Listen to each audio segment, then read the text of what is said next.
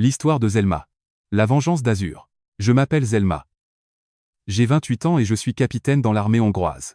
Cette nuit-là, le vent hurlait à 100 km/h, arrachant les panneaux de signalisation de la rue Juharfassor. Mais ce n'est pas la tempête Moran qui a glacé mon sang, c'est ce clic métallique, le bruit du verrou de sécurité qui se fermait derrière moi. Je me tenais là, pieds nus, m'enfonçant dans la boue.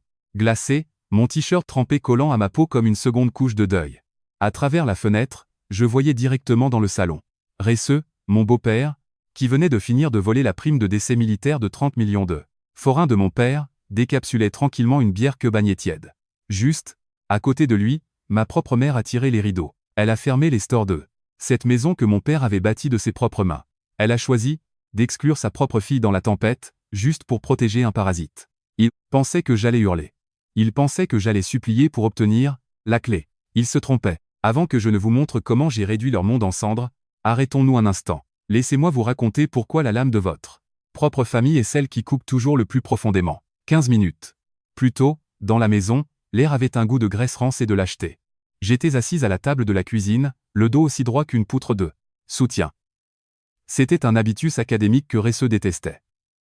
Lui, il aimait que les gens se voûtent, qu'ils paraissent petits. Face à moi, Resseux enfournait la purée de pommes de terre en poudre dans sa bouche. Les manches de sa chemise à carreaux étaient retroussées, révélant ses avant-bras souillés par la grisaille d'un chantier où il n'avait probablement pas mis les pieds depuis des semaines. Il ne levait pas les yeux. Il n'en avait pas besoin. Dans cette maison, le silence était son arme favorite. Sur le mur, une petite télévision bourdonnait. La carte météo n'était faite que de taches rouges foncées et violettes. La tempête venait d'atteindre la terre ferme, et le vent faisait déjà vibrer les vitres. À côté de Resseux, ma mère, Danuta, fixait son assiette avec tension.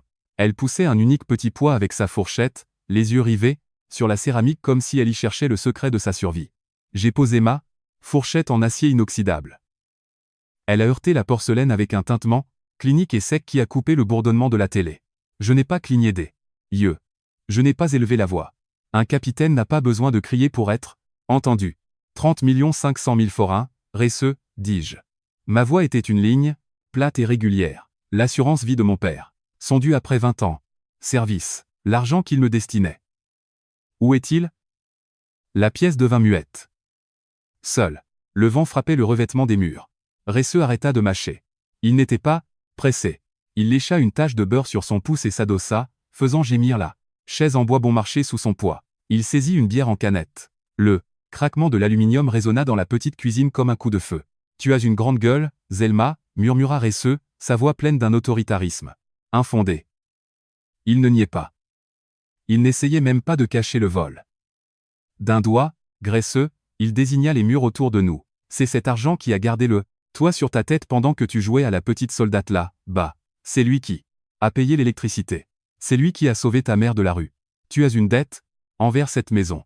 Tu n'as pas le droit de revenir du désert après des années et de commencer à auditer les comptes. C'était l'argent de mon père, répondis-je. Mon pouls restait à 60. Respiration de combat, inspire sur 4, retiens sur 4, expire sur 4. C'était son dernier cadeau pour assurer mon avenir. Tu ne l'as pas dépensé pour le toit, Resseux. Tu as payé tes dettes de jeu et tu as acheté ce Ford Ranger qui est garé dehors. Tu as volé un morte. Le visage de Resseux se couvrit de plaques rouges. Il frappa la table de la paume, de la main, faisant danser les couverts. C'est moi le maître ici. Hurla-t-il. Il se leva, dominant la table pour tenter de m'intimider par sa carrure. Tu me parles pas sur ce ton. Pas ici. J'ai regardé ma mère. J'attendais qu'elle dise quelque chose, qu'elle lève les yeux, qu'elle soit cette femme qui, autrefois me bordait en disant que le monde était un endroit juste. Maman, Danuta ne bougea pas. Elle ne me regarda pas.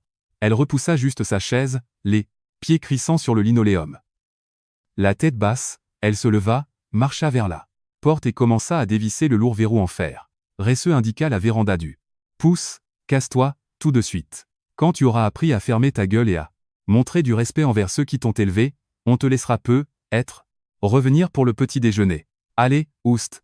Je me suis levé. Je ne me suis pas pressé. Je n'ai pas pleuré. J'ai marché vers la porte. En passant à côté de ma mère, j'ai senti l'odeur de son savon à la lavande. La même odeur que dans mon enfance. Chaque bouffée me semblait être une trahison. Elle tremblait, Mais, elle ne croisa pas mon regard. Elle a choisi le monstre qui avait volé mon héritage plutôt que sa fille qui avait saigné pour son pays. Au moment où j'ai mis le pied sur la véranda, le vent m'a frappé comme un mur physique. La pluie tombait en rideaux épais, transformant le jardinet en un marécage de boue noire. J'ai entendu la porte claquer. J'ai entendu le clic du verrou. La lourde chaîne en fer a été remise en place.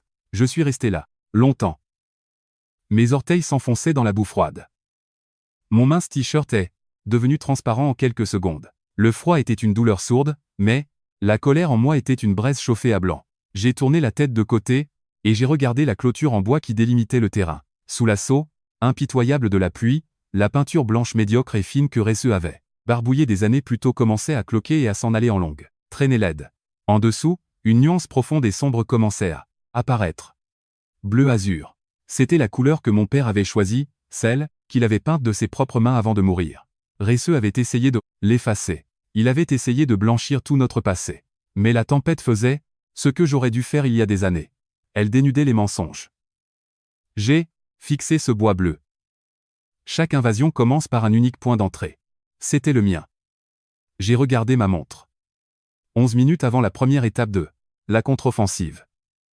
Ils pensaient que j'étais une victime.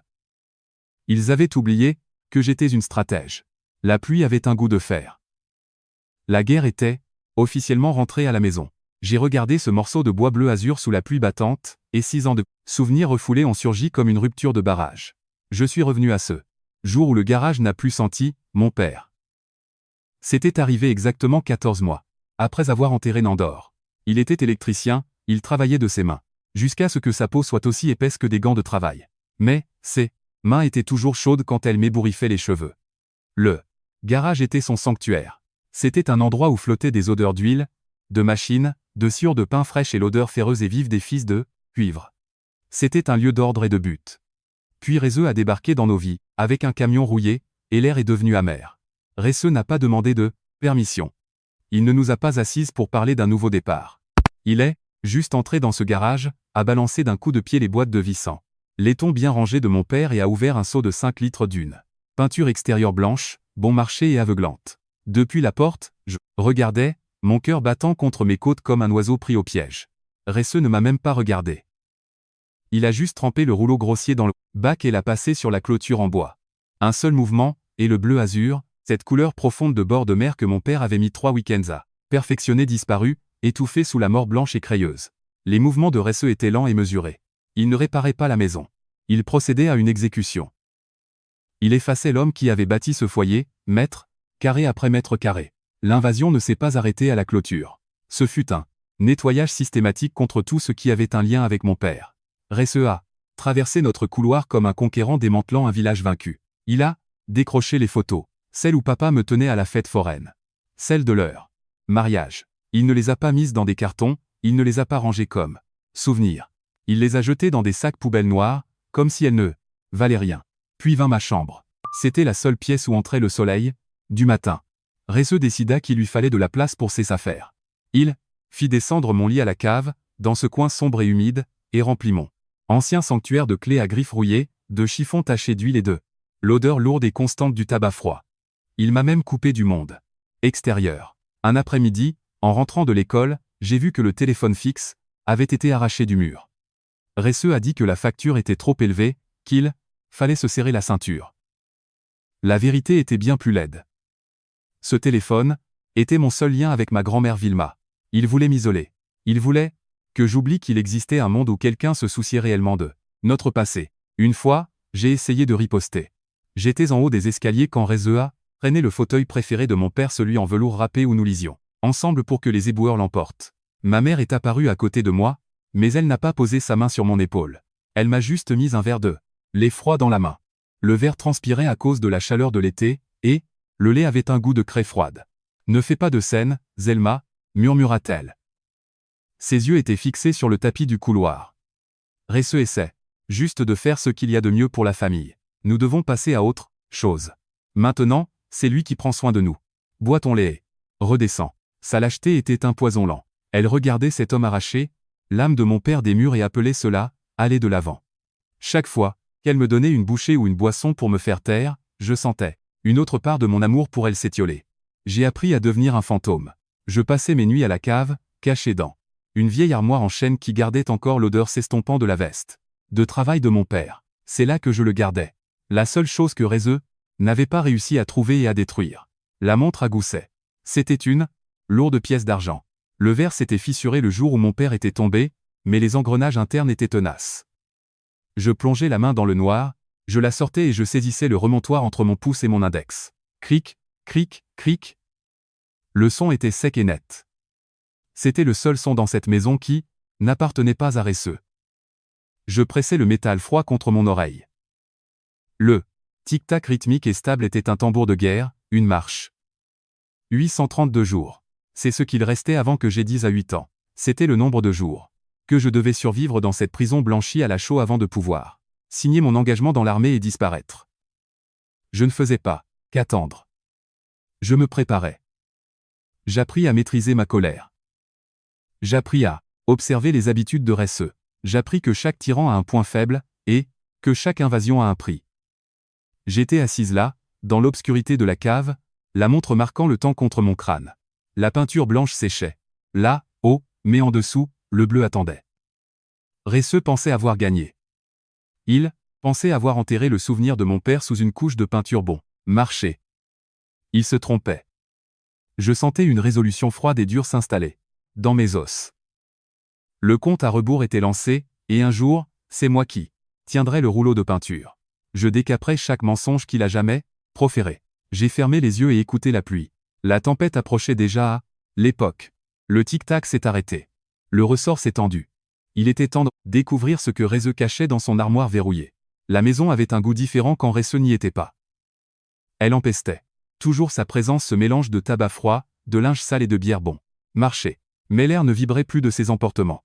Il était parti avec son Ford vers un bistrot à 3 km, cherchant probablement une partie de poker ou perdre l'argent de mon père. Je me tenais dans le couloir sombre, le dos droit, les yeux cherchant des pièges. Je n'étais pas une fille en visite. J'étais un officier opérationnel en territoire ennemi.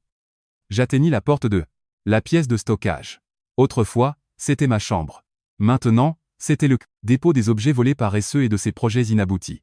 La porte était fermée. Une serrure en laiton bon marché avec laquelle Rézeux pensait tenir le monde à distance. Il se trompait. Rézeux sous-estimait l'entraînement que j'avais reçu à s'entendre. Là, bas, on vous apprend à forcer les choses. On vous apprend à entrer là où vous n'êtes pas invité.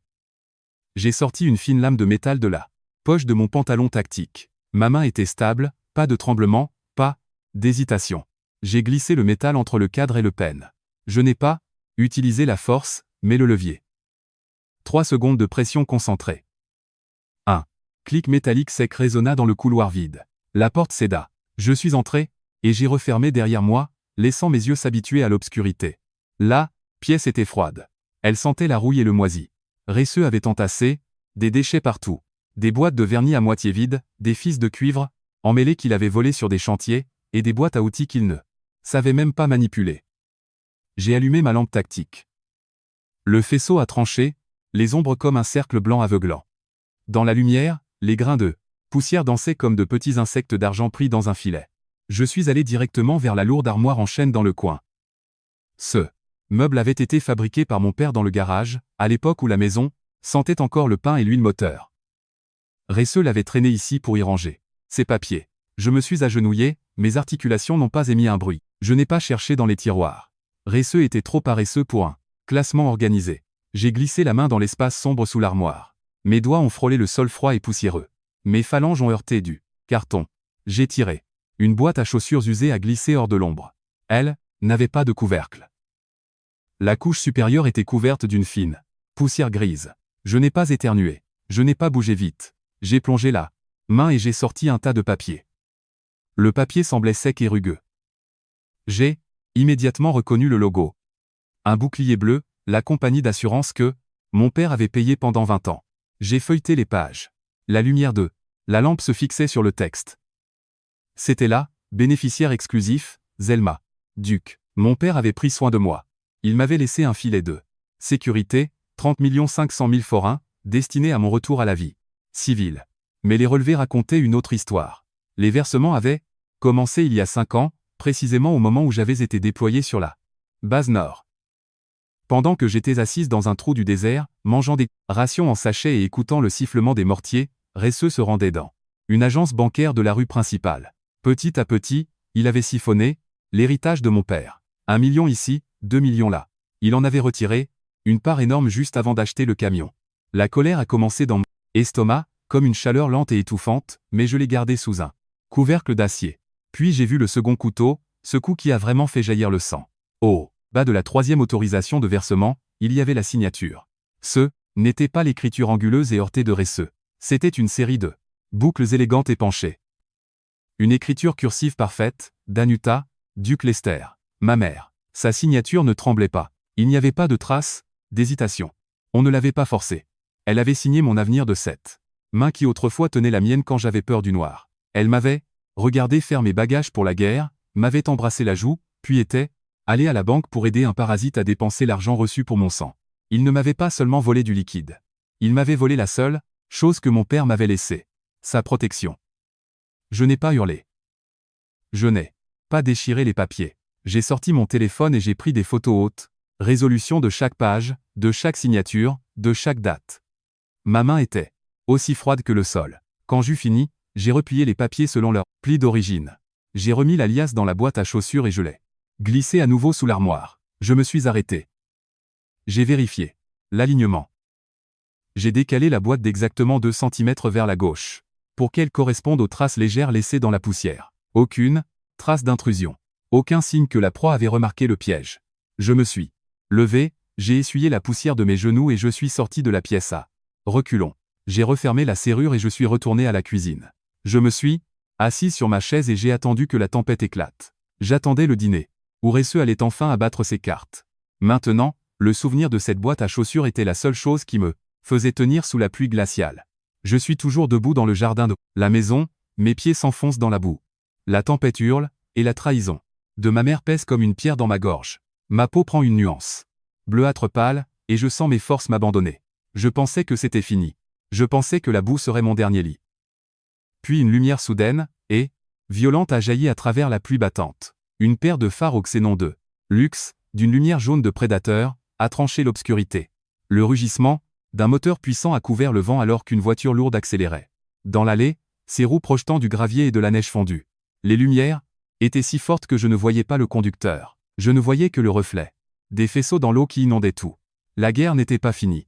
L'armée de secours était arrivée. Une lourde Mercedes noire a glissé le long du trottoir inondé de la rue Juar Fassor, ses roues soulevant un mur de neige sale alors qu'elle s'arrêtait au bord de l'allée. Le moteur n'avait ni toux ni sifflement. Il ronronnait avec la vibration coûteuse et basse d'une machine bien entretenue.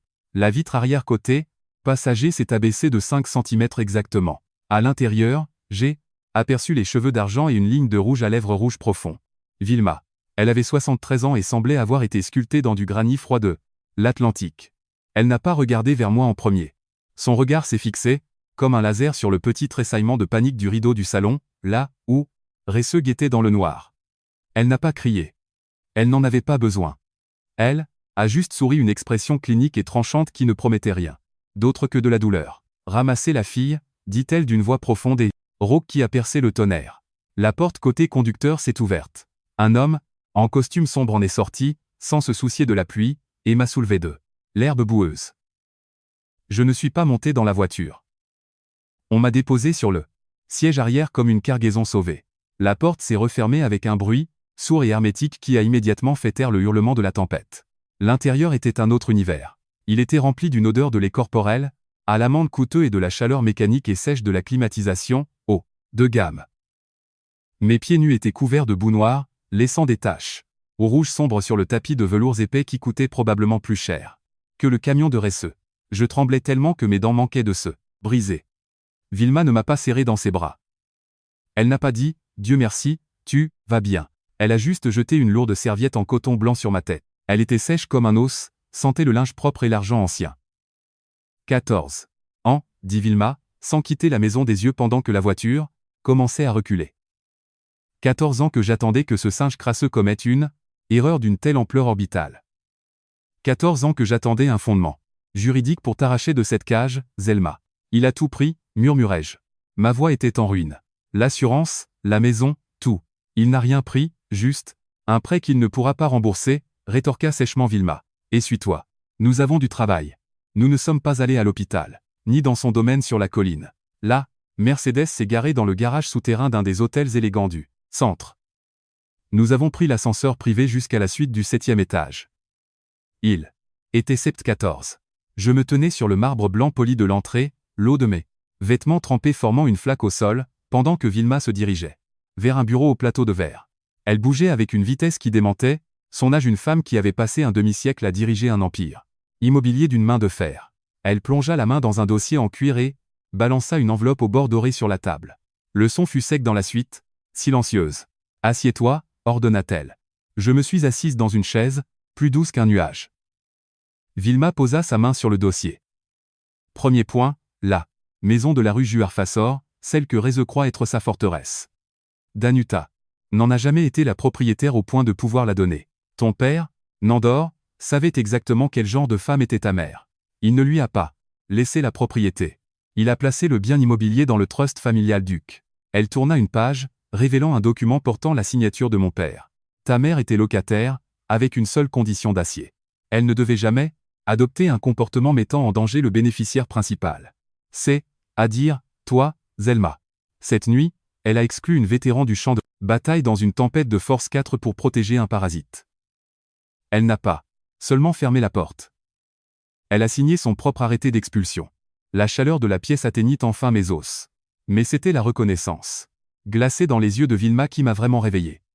Resse est un voleur. Danuta est une lâche, dit Vilma en se penchant au-dessus de la table. Il croit avoir gagné. Il croit que l'héritage de ton père est quelque chose qu'ils peuvent vendre en morceaux pour le jeu ou pour un camion. Ils vont bientôt découvrir que cette famille a une mémoire très longue et des dents très acérées. Elle se leva et croisa les bras. J'ai assez d'argent pour les poursuivre pendant 10 ans. J'ai des avocats qui s'assureront que Reze ne puisse plus jamais tenir un marteau de sa vie. Mais ce n'est pas moi qui dirigerai cet assaut. Elle marqua une pause, son regard se plantant dans le mien, avec une intensité terrifiante. Je veux que ce soit toi qui mènes la contre-offensive. Prends le commandement de l'opération et dépouille-les de tout ce qu'ils ont volé. Je veux que ce soit toi qui leur mettes les cartons déménagement entre les mains. Nous avons regardé le dossier. La tache de sang, sur mon pied. La fille qui suppliait pour l'aide de sa mère avait disparu, noyée, dans la boue. Le capitaine était de retour. Compris, dis-je, ma voix enfin, stable. Vilma hocha la tête. Bien. Dors un peu. Demain matin, nous rencontrons. Calmement, et la guerre commencera d'ici midi. Je me suis levé, la serviette, tombant sur mes épaules comme une cape. Je n'étais plus seulement une survivante. J'étais devenue une chasseuse. Lundi matin en centre-ville. Dans le bureau de Calmin, l'odeur ne rappelait ni la tempête ni la bière tiède, mais le café torréfié coûteux et l'odeur d'ozone vive d'une imprimante laser neuve. C'était l'odeur de la loi. J'étais assise dans un fauteuil en cuir à dossier haut, la colonne vertébrale droite, à la militaire. J'observais Calmin.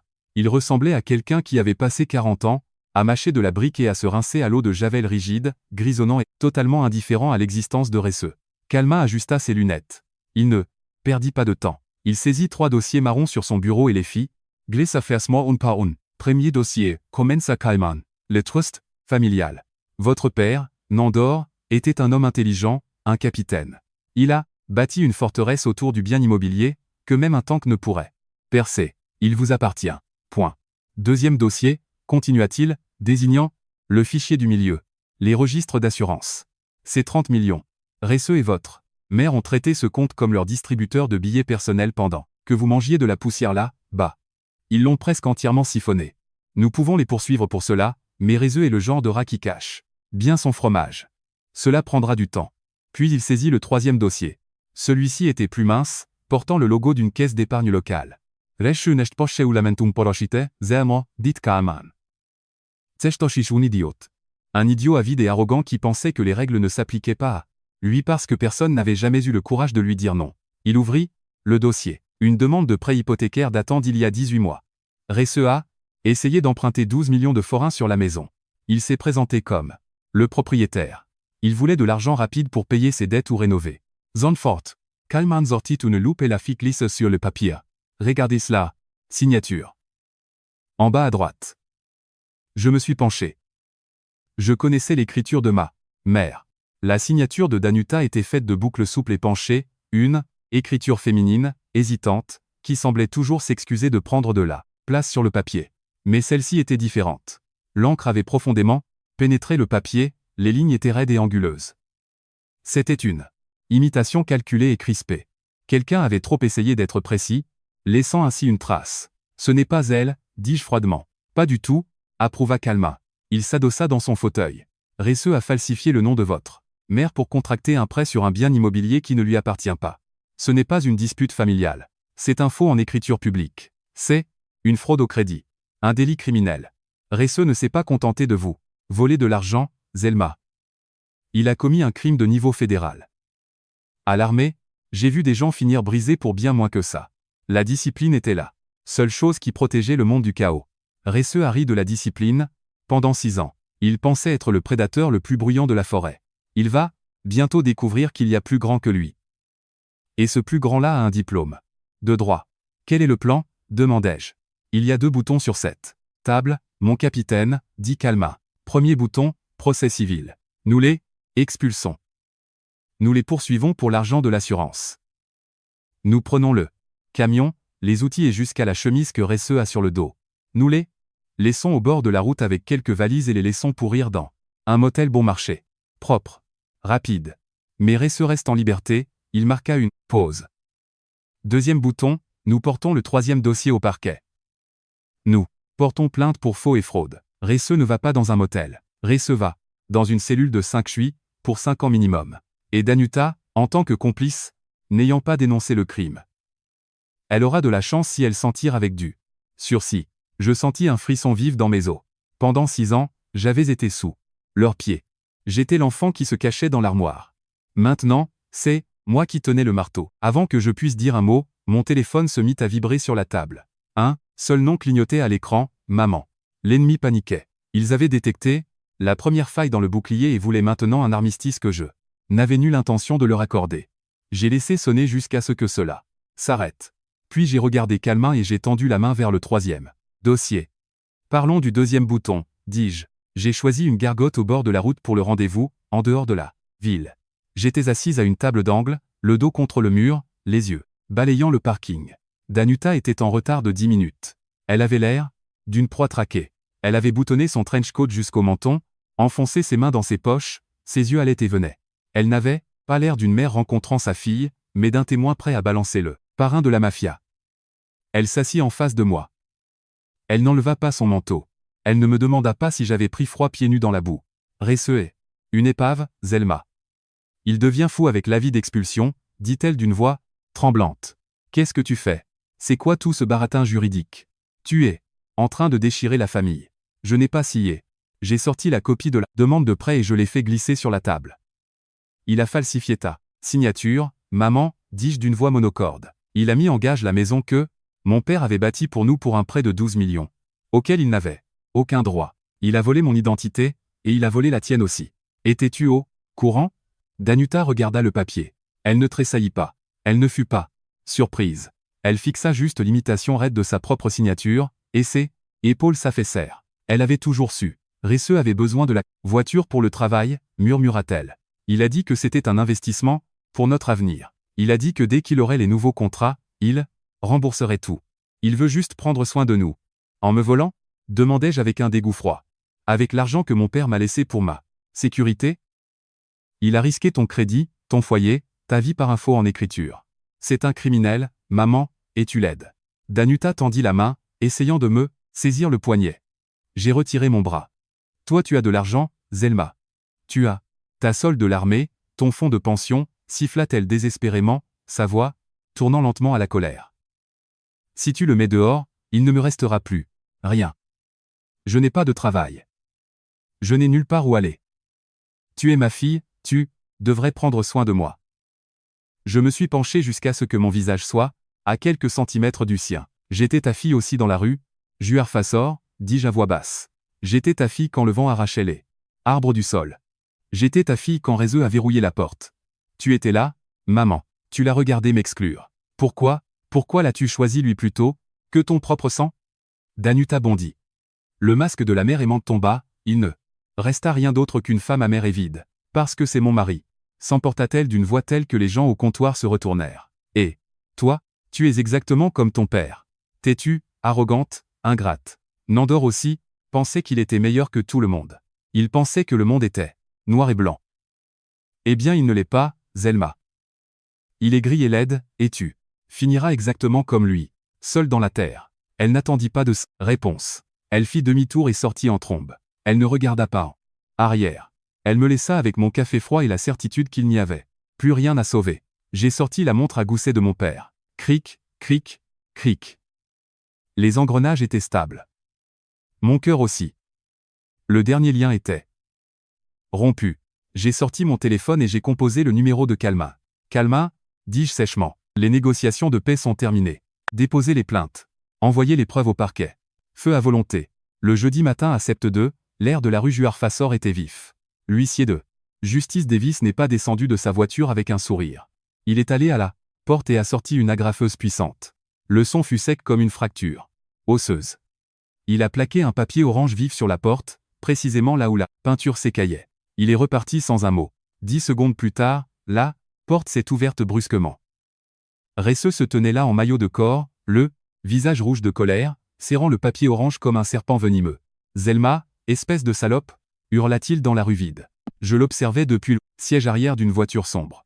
Vilma était assise à côté de moi, regardant le rétroviseur. Elle n'a pas scié. Resseux ne nous voyait pas. Il retourna précipitamment dans la maison et, une minute plus tard, il sortait déjà son fort de l'allée en trombe. Il conduisait comme si des fantômes le poursuivaient, droit vers le centre-ville. 15 minutes plus tard, le réceptionniste de l'hôtel dut s'écarter quand le camion de Resseux heurta le trottoir. Resseux se rua dans l'ascenseur et martela le bouton du 7e étage jusqu'à ce que ses phalanges blanchissent. J'étais déjà dans la suite avec Vilma. Bam, bam, bam. La porte de la suite 714 manqua de sortir de ses gonds. L'agent de sécurité ouvrit la porte et Resseux entra en titubant, haletant, serrant la vie orange. « Vous ne pouvez pas faire ça !» hurla Resseux. Ignorant tout le monde, il alla droit vers Vilma. « Ça fait 6 ans que j'habite cette maison. C'est moi qui ai réparé la chaudière. C'est moi qui ai remplacé les bardeaux du toit après la grêle de 2022. C'est moi qui ai payé les impôts. » Vilma but une gorgée de café. Elle posa la tasse. « Tu es un occupant. Sans titre, Resseux, dit-elle d'une voix glaciale. Un voleur de droit commun qui a abusé de notre hospitalité pendant une décennie et demie. J'ai des droits. » hurla Resseux, son visage à quelques centimètres de celui de Vilma. « Ça s'appelle l'usucapion. C'est moi qui ai entretenu le bien immobilier selon la loi hongroise. Cette maison est autant à moi qu'à n'importe qui. Tu crois qu'il suffit de coller une étiquette orange et c'est fini? Je vais vous poursuivre. » Vilma le regarda enfin. Comme un faucon regarde une souris. « C'est toi qui as payé les impôts, Resseux ?» demanda-t-elle les sourcils haussés. « Tu les as payés. Avec l'argent de l'assurance que tu as volé à ma petite fille? C'est avec cette fortune escroquée à un mort que tu as réparé le toit? Tu n'as pas de droit, Resseux. Tu as des dettes que tu ne pourras jamais rembourser. » Vilma sortit un papier de couleur crème. Le titre de propriété original, signé par mon père. Elle se leva et le pressa contre la poitrine de Resseux. « Voici le titre de propriété. Le nom qui y figure est Duc, pas le tien. Tu as grevé ce bien immobilier d'une signature falsifiée. Tu as commis un faux en écriture publique. Écoute-moi bien, parasite. Tu as 14 jours pour débarrasser tes ordures et disparaître. Si le 15e jour je vois ta voiture dans l'allée, ce titre de propriété va au parquet, avec l'agent de crédit que tu as corrompu. Tu chercheras pas une nouvelle maison, mais un avocat pour une peine de 5 ans de prison. » Le visage de Resseux passa du rouge au blanc translucide. Le papier orange glissa de ses doigts sur le tapis de peluche. Il me regarda dans mon coin sombre. Pour la première fois de ma vie, je vis la peur dans ses yeux. Il n'était plus le maître de maison. C'était juste un escroc à court de mensonges. Sans un mot, il fit demi-tour et sortit en courant. Le lundi matin dans la salle d'audience, ce n'était pas comme dans les films. C'était juste une boîte froide pleine de néons clignotants et d'odeurs de cire industrielle. J'étais assise à la table de la partie de Mandresse, dans ma tenue de parade. Chaque bouton était poli comme un miroir. Je n'étais pas là, comme une fille, mais comme un capitaine réclamant la forteresse volée. De l'autre côté de la table, Resseux était voûté sur sa chaise. Il portait un costume de confection bon marché qui sentait le pressing et le désespoir. Il ne me regardait pas. À côté de lui, Danuta semblait avoir vieilli de 10 ans en une semaine. Les yeux rouges d'avoir pleuré, elle serrait un mouchoir usé. Elle ne pleurait pas sa fille, mais son confort. Kalman se tenait à mes côtés, tel un loup gris dans son costume anthracite. L'avocat de Resseux, un certain Dunet, se leva. Monsieur le juge, mon client, Resseux, est l'unique gardien de ce bien immobilier depuis 6 ans, commença-t-il. Avec une assurance forcée. Il a entretenu le bâtiment, réparé le toit. Selon le principe de l'usucapion, il a acquis un droit au logement par son travail et son entretien continu. L'expulser maintenant, après une catastrophe naturelle, une violation de ses droits fondamentaux. Kalman n'attendit pas que Dunet se rassoie. Monsieur le juge, la défense confond entretien et blanchiment d'argent, dit-il d'une voix profonde. Monsieur Lester a effectivement repeint la clôture. Il a effectivement remplacé quelques bardeaux. Mais il l'a fait avec les 30 millions de forains qu'il a volés sur l'assurance vie du regretté Nandor. Duc. Voici les relevés bancaires. Voici les signatures falsifiées. Monsieur Lester n'a pas bâti un foyer. Il a dépensé le prix du sang de sa victime pour maintenir une base volée. Ce n'est pas un gardien, c'est un pilleur. Dunet tenta de protester, mais le juge le fit taire. Kalman continua, enfin, les conditions du trust familial. Le droit au logement de Danuta Duc Lester est soumis à une condition unique, elle ne doit pas mettre en danger la sécurité de la bénéficiaire principale, le capitaine Zelma Duc. Voici le témoignage d'un voisin. La nuit de la tempête, Danuta a sciemment exclu sa fille, une vétéran du champ de bataille, de la maison familiale. Elle a regardé par la fenêtre sa fille debout pieds nus dans la boue pendant que le vent arrachait le toit. Elle a choisi le confort de Resseux plutôt que la vie de sa propre fille. Danuta éclata, en sanglots bruyants. C'était un son creux. Le son d'une femme réalisant que, finalement, c'était elle qui était restée dehors. Le juge parcourut les papiers. 4 minutes. C'est tout ce qu'il fallut pour que 16 ans de mensonges s'évaporent sous le poids de la vérité. Je rejette la demande de suspension de l'expulsion, dit le juge. Les preuves de fraude et de violation, des conditions de confiance sont irréfutables. La demande d'usucapion est sans fondement. Ce bien immobilier revient au trust, le capitaine Zelma Duc en est la gestionnaire légitime. L'ordonnance est exécutoire immédiatement. Vous avez 48 heures pour partir. Ne revenez pas. Resseux resta bouche bée. Il avait l'air de quelqu'un qui venait de tomber d'une falaise. Le juge frappa de son marteau. Crac. Comme un coup de feu. Crac. Comme la fin du monde. L'audience est levée. Je me suis levé. Je n'ai pas célébré. J'ai juste ajusté la montre de mon père. La forteresse était reprise. Le sifflement du ruban adhésif fut le seul son dans la rue Juarfassor 7. Après-midi là. Un camion de location orange et blanc était garé dans l'allée du numéro 42. Resseux portait de lourds cartons, son visage était d'un violet sombre. Il transpirait dans un t-shirt gris, haletant de colère. Il jetait les cartons à l'arrière du véhicule avec un bruit sourd. 6 ans, et c'est tout ce qui lui restait, un tas de cartons et un moteur de location. Je me tenais à l'autre bout du jardin, appuyé contre le tronc du vieux chêne. Je n'ai pas dit un mot. Ah, l'armée, on apprend que le silence est un périmètre. Il montre aux gens où ils ne peuvent pas entrer. Les voisins observaient derrière leurs rideaux. Ceux qui m'avaient traité de traîtresse sur les réseaux sociaux pendant des mois. Ceux qui avaient apporté du ragoût à Resseux pendant que je dormais au motel. Ils étaient maintenant aussi silencieux que des tombes. Personne n'est venu l'aider. Personne ne lui a tendu la main. Resseux s'arrêta une seconde et me regarda. Je n'ai pas souri. Je suis juste resté là, comme un mur de pierre face à son chaos. C'est lui qui a détourné les yeux le premier. Danuta apparut à la porte, serrant un petit carton scellé. Elle semblait fragile, ses cheveux étaient ébouriffés. Elle s'arrêta sur le trottoir devant moi. Ton père serait si fier de toi, Zelma, dit-elle d'une voix mince. Toujours la même vieille rengaine, la même manipulation fatiguée. Elle essayait d'utiliser un mort pour jeter un pont au-dessus du gouffre qu'elle avait elle-même creusé. Mon père est fier de moi depuis longtemps, dis-je d'une voix stable. Il était fier quand j'ai obtenu mon diplôme. Il était fier quand j'ai reçu ma nomination. Il n'avait pas besoin de te voir tout perdre pour savoir qui je suis. Il le savait déjà. Danuta tressaillit. Elle réalisa que j'avais déjà bâti une nouvelle famille, une nouvelle vie, et qu'elle ne faisait pas partie de l'appel. Sans un mot, elle monta dans la Ford. Resseux s'installa au volant et ils partirent pied haut. Plancher. La rue redevint silencieuse. L'interdiction de contact devint une réalité physique. Périmètre sécurisé. Le soleil s'est levé à 8 heures au-dessus de la Pinède. L'air était frais, sentant les aiguilles de pin et la terre humide. Aujourd'hui, je ne portais pas d'uniforme, mais un t-shirt vert usé, un vieux Jean, et des gants de travail en cuir. Un seau de 5 litres de peinture bleu azur se tenait devant moi. Exactement le code que mon père utilisait. Sous le blanc crayeux de Resse, trouvait la réalité. J'ai trempé le pinceau. Le premier trait a sillonné la clôture. Le bleu était épais. En une seule couche, il a englouti le blanc. C'était un travail lent et rythmique. Chaque mouvement était une manœuvre tactique. Je décapais les morceaux écaillés de l'échec de Resse. Mon épaule brûlait, mais c'était une bonne douleur. Le genre de douleur qu'on choisit. On ne peut pas se sortir d'une trahison par la parole. Il faut s'en sortir par le travail. Bâtir quelque chose de meilleur sur les ruines. Ça a déjà, bien, meilleure allure, Zelma, fit une voix sur le trottoir. C'était la tante Meredith, avec une carafe de citronnade glacée. Elle n'évoqua pas les sirènes. Elle ne demanda pas où était Danuta. Nandor a passé 3 semaines sur cette clôture. Il a posé chaque latte au niveau. Il serait heureux de voir que le bleu azur a repris sa place. J'ai bu la citronnade. C'était acide et vrai. L'ordre du voisinage était revenu. Je ne peignais pas seulement une clôture. Je rétablissais les frontières de la famille Duc. À midi, mon t-shirt était taché de bleu, ma main était crispée. Je suis entré, dans la cuisine vide, qui sentait déjà l'huile de citron, et j'ai appelé Kalman. C'est fait, dis-je. L'expulsion, demanda-t-il. C'était déjà fait hier, répondis-je.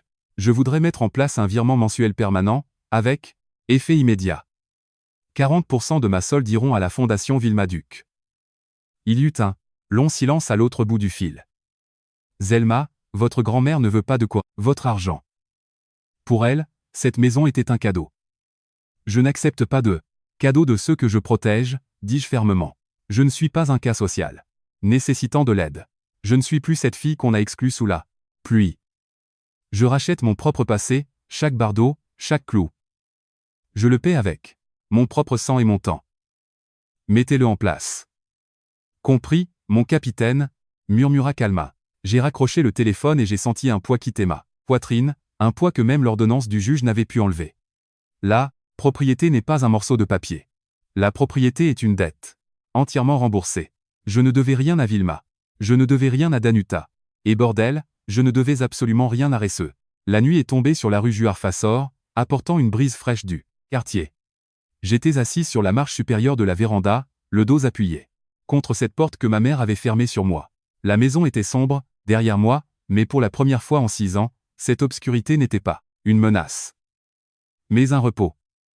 J'ai sorti la montre à gousset de mon père et je l'ai posée à côté de moi sur la marche en bois. Son verre était toujours fissuré, une carte acérée de la nuit où j'avais failli mourir. Mais le son était parfait.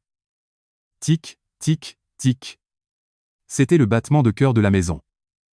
La pulsation d'un héritage qui n'avait pas été brisé, juste retardé. J'ai regardé la rue. La clôture bleu azur était une ombre sous la lumière de la lune, une ligne sombre et solide qui marquait où finissait le monde et où commençait ma vie. Resse et Danuta étaient partis vers un destin bon marché au néon qu'ils s'étaient choisi.